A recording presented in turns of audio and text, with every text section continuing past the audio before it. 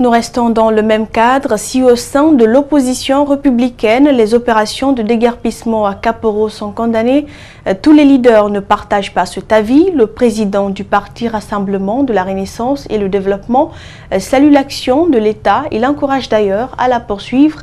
Au cours d'un point de presse tenu hier à son siège, il est également revenu sur la naissance récente de la convergence de l'opposition démocratique. Mohamed Valek Touré, Abdoulaye Kamara.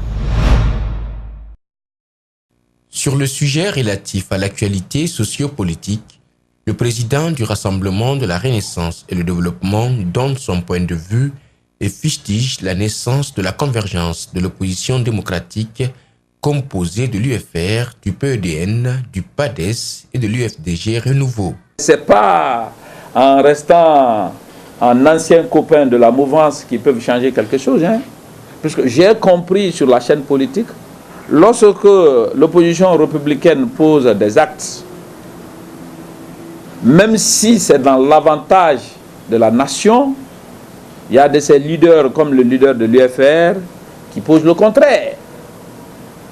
Ils se réclament de l'opposition. Moi, je ne suis pas d'accord.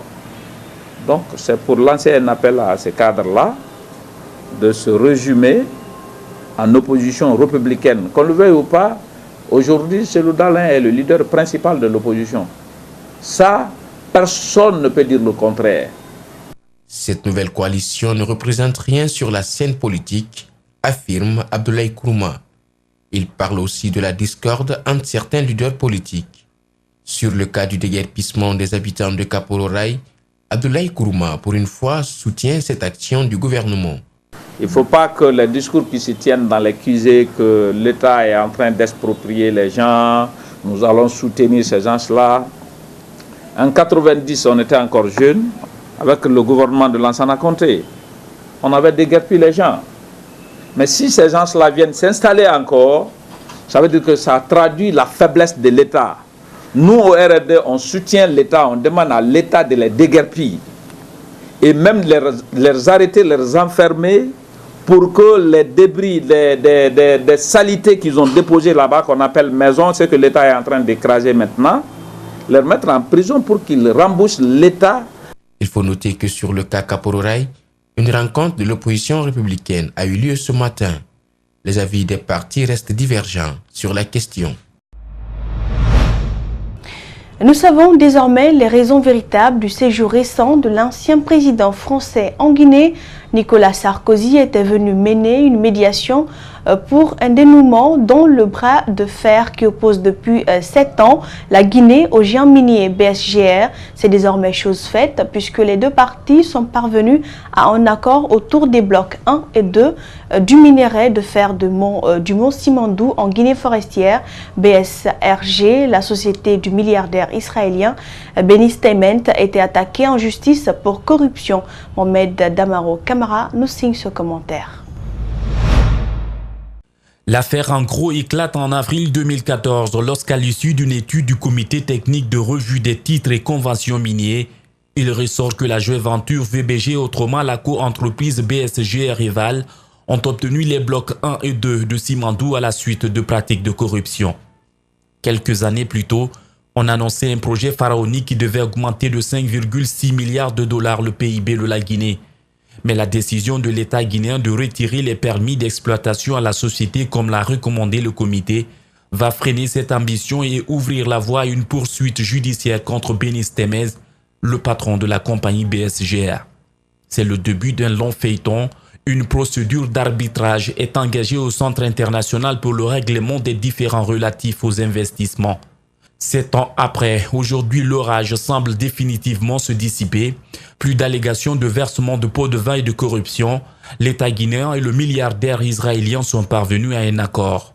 Selon le ministre des Mines Abdoulaye Magashouba, la Guinée va se saisir des blocs concernés et BSGR qui a renoncé à toute poursuite devrait se contenter des blocs 3 et 4. L'implication de hautes personnalités, celle de l'ancien président français Nicolas Sarkozy, la dernière en date, a dû dénouer ce vieux différend. Désormais, l'exploitation d'un des plus grands minerais de fer au monde est à l'ordre du jour. Mike Davis, le grand minier britannique, est celui sur qui l'État guinéen voudrait fonder son espoir pour accélérer sa croissance grâce à cette ressource. Le gisement de Simandou pourrait à printemps produire environ 150 millions de tonnes de minerais de fer par an et cela nécessiterait un investissement énorme d'environ 20 milliards de dollars en grande partie parce que la Guinée aurait insisté pour la construction d'un chemin de fer de 650 km afin d'exporter du minerai de fer depuis un port local. La résolution de cette crise annonce certains lendemains meilleurs, mais les tueries de Zogota qu'elle a engendrées est un épisode douloureux qui hante encore les esprits.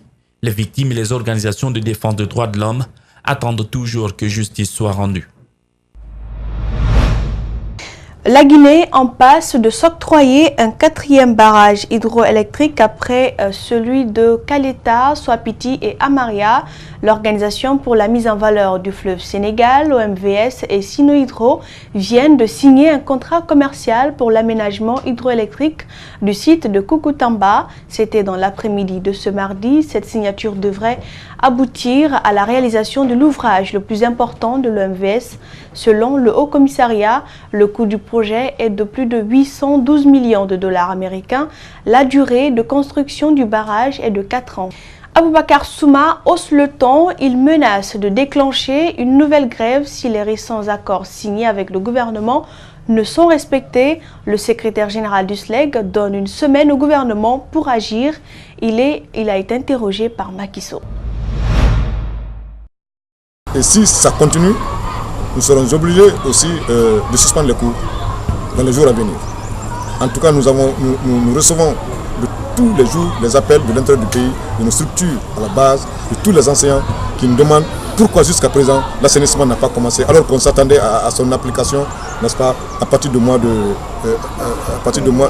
fin mars. Et jusqu'à présent, nous sommes aujourd'hui le 26, on n'a pas commencé à assainir les fichiers. Donc si toutefois le gouvernement reste dans sa position, d'abord d'ici, n'est-ce pas, la fin de semaine, le budget n'est pas mis à disposition. Deuxièmement, les autres points ne sont pas satisfaits, notamment au niveau de l'enseignement supérieur. Le respect des libertés syndicales, là nous sommes obligés aussi de reprendre notre bâton de grève.